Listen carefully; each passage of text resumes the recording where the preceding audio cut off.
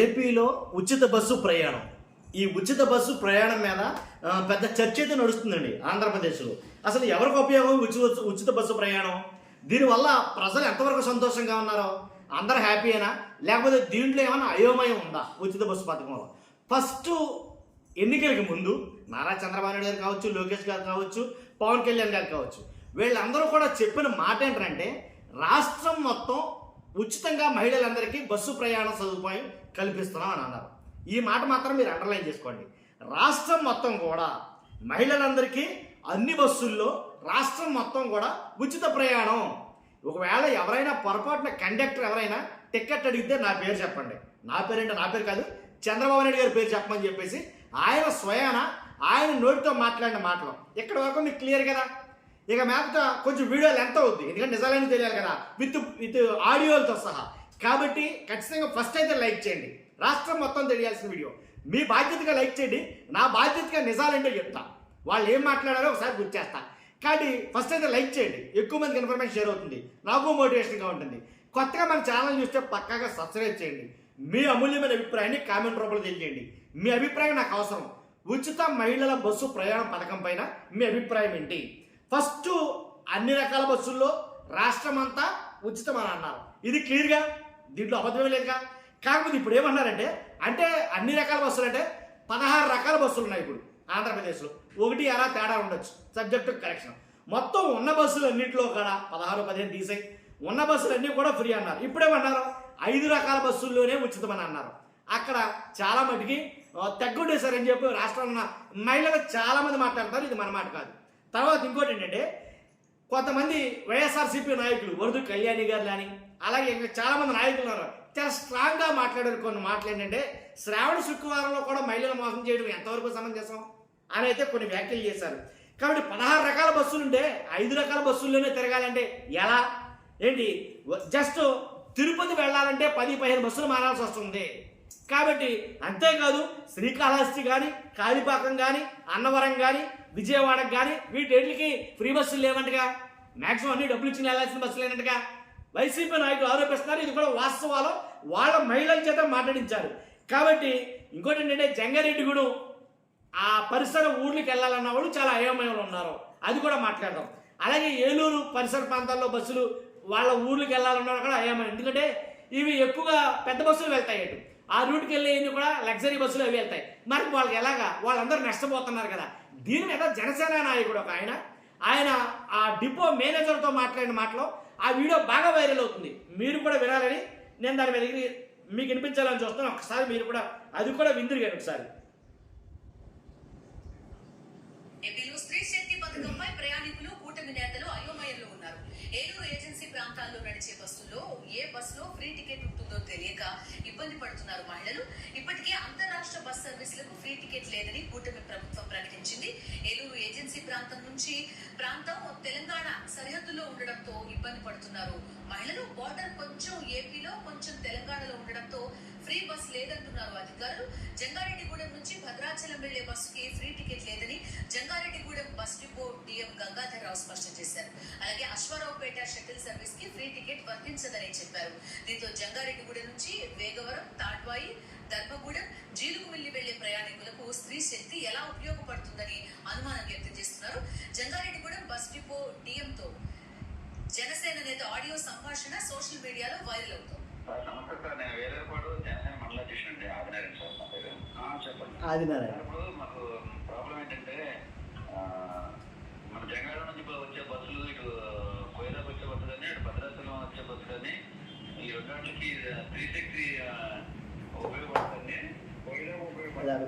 ఇప్పుడు అది భద్రాచలం అంటే భద్రాచలం అది ఇంటర్స్టేట్ బస్సులు దానికి ఉపయోగపడదు. భద్రాచలం నైట్ రోడ్ కానీ భద్రాచలం ఉంటే మోహన్ వస్తుంది కదా సార్. అది భద్రాచలం అంటే మన దగ్గర 11 గంటలకు బయలుదేరి భద్రాచలం వెళ్ళి భద్రాచలం నుంచి వేలేపూడిలో నైట్ ఆడు కదండి. కరెక్ట్ అమ్మా, దాని డెస్టినేషన్ భద్రాచలం ఉంది కదా. భద్రాచలం ఉన్నాయి, ఇంటర్స్టేట్ కింద వస్తుంది, ఉపయోగపడదు. కోయిదాకి ఉపయోగపడదు. కోయిదా అంటే మన స్టేట్ లో బయలుదేరి మన స్టేట్ లో ఎండ్ అవుతుంది కదా, నాకు ఉపయోగపడుతుంది. భద్రాచలానికి 2 నైట్ రోడ్డు కానీ మార్నింగ్ డే రోడ్డు కానీ అది ఇంటర్స్టేట్ అవుతుంది. అందులో టికెట్ తీసుకోవాలి కంపల్సరీ.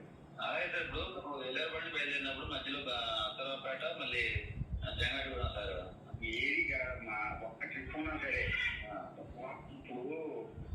రాష్ట్రం 4 ట్రిప్పులు ఏపీలో తిరిగి ఒక్క ట్రిప్పు తెలంగాణ తిరిగినా కూడా అది మొత్తం అంతా కూడా దానికి టీజేపీ ఉపయోగపడదు. అలా ఉంది ఖర్చులు. విన్నాం కదా. కాబట్టి ఇంటర్నేషనల్ ఏదైతే ఆ జంగారెడ్డిగూడెం దాని గురించి జనసేన నేత మాట్లాడిన మాటలే మనం విన్నాం. కాబట్టి ఖచ్చితంగా అదైతే ఉపయోగపడదు అనేది వాళ్ళు మాట్లాడుతారు. ఇలా చాలా అయోమయంలో ఉన్నారండి రాష్ట్రంలో చాలా మంది. అంటే ఇచ్చింది 5 కాబట్టి ఒకసారి విందాం. ఇంకా మాట్లాడతారు కొంతమంది, వాళ్ళ మాటలు కూడా విందాం.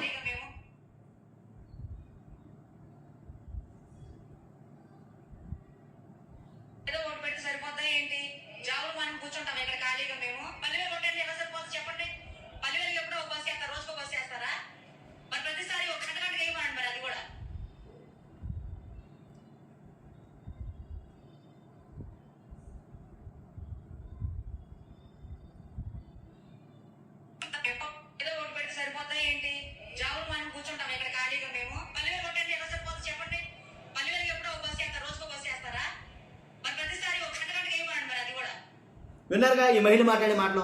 పల్లె బస్సు ఒకటి వేస్తే సరిపోతుందా? ఇంకా జనాలందరూ ఇలా ఖాళీ కూర్చుంటారా? మరి మిగిలిన వాళ్ళ పరిస్థితి ఏంటి? పల్లె బస్సుకు అనేది రోజు కూడా వస్తుంది. ఆ ఒక బస్సు కోసం చూస్తామా ఏ టైంలో వస్తుంది ఏంటి అనేది.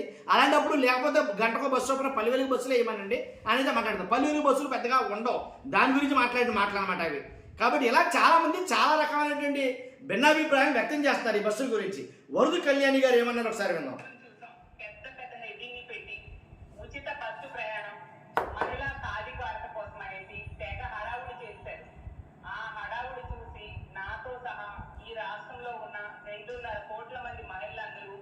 ఎంతగానో ఎదురు చూడడం జరిగింది. నిన్న ఏమి వీళ్ళు ఇస్తారా అనేసి ఎంతగానో ఆశపడ్డాం. రాష్ట్రం అంతా కూడా ఉచిత బస్సులో ప్రయాణం చేయొచ్చు అనేసి చూసేసరికి వీళ్ళు ఉచిత బస్సు లాంచ్ చేశారు. దానిలో అర్థమైన విషయం ఏంటంటే మహిళల ఆశల్ని బస్సు టైర్ల కింద తొక్కి పడేశారు. తీసుకుంటే నిన్న శ్రావణ మాసం శుక్రవారం, మహిళలందరూ ఎంతో పవిత్రంగా భావించే రోజు.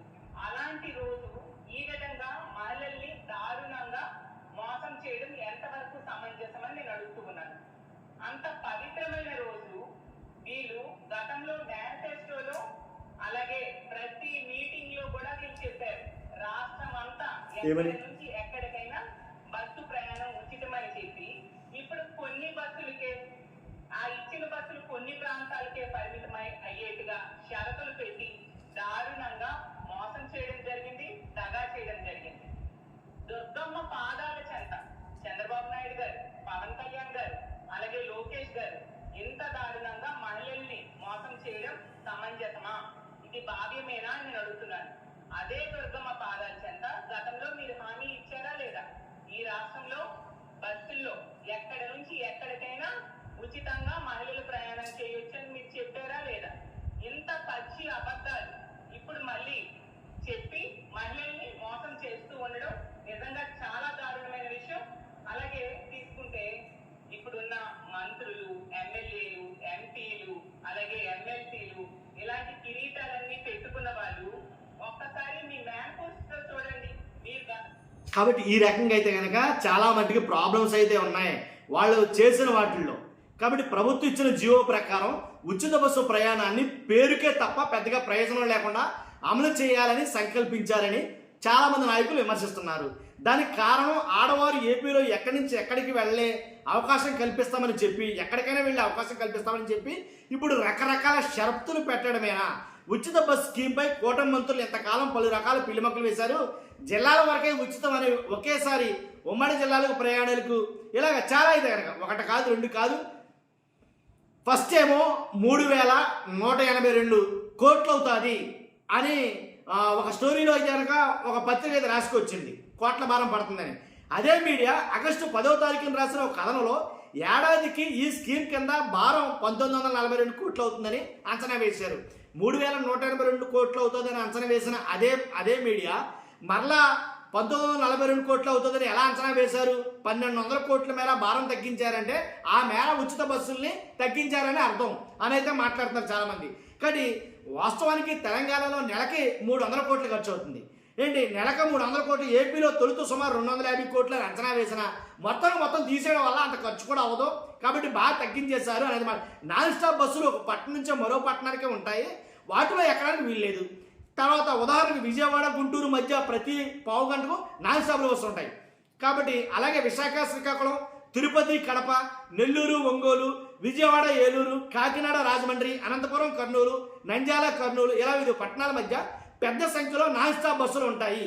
ఇవి ఉచిత పథకంలో భాగం కాదు కాబట్టి తిరుమల, పాడేరు, శ్రీశైలం తిరుమల, పాడేరు, శ్రీశైలం ఘాట్ రోడ్లో కూడా టికెట్ కొనాల్సిందేనట. అలాంటప్పుడు పుణ్యక్షేత్రాలకు ఉచితంగా వెళ్ళడం ఎలా సాధ్యమవుతుంది? చివరకు గిరిజనులు అధికంగా ప్రయాణించే పాడేరు ఘాట్ రోడ్లో కూడా ఈ స్కీమ్ ఉండదట. అంతేకాదు అంటే ప్రజలను మభ్యపెట్టడానికైనా ఎన్నికల సమయంలో అన్ని ఫ్రీ బస్సులు అని చెప్పి అబద్ధపు ప్రచారం చేశారన్నమాట అని వైసీపీ నాయకులు ఆరోపిస్తున్నారు. ఇంకో విషయం చెప్పాలంటే ఇలా ఒకటి కాదులేండి, చాలా ఉన్నాయి. కాబట్టి ఇదంతా అయోమయం, గందరగోళంగా ఏర్పడింది. కాబట్టి ఏదేమైనప్పటికీ అనుకున్నంతగా అయితే కనుక ఫ్రీ బస్సు పథకాన్ని అమలు చేయలేకపోయారనేది నా అభిప్రాయం. కాబట్టి ఏదో మొక్కుబడిగా పెట్టాం, చేసేసాం, అయిపోయింది అని అనిపించుకోవడానికే ఇలా చేశారేమో నాకు అనిపించింది. మీ అభిప్రాయం కామెంట్ రూపంలో తెలియండి. ఫస్ట్ అయితే లైక్ చేయండి, కొత్తగా మన ఛానల్తో పక్కాగా సబ్స్క్రైబ్ చేయండి. Thank you very much.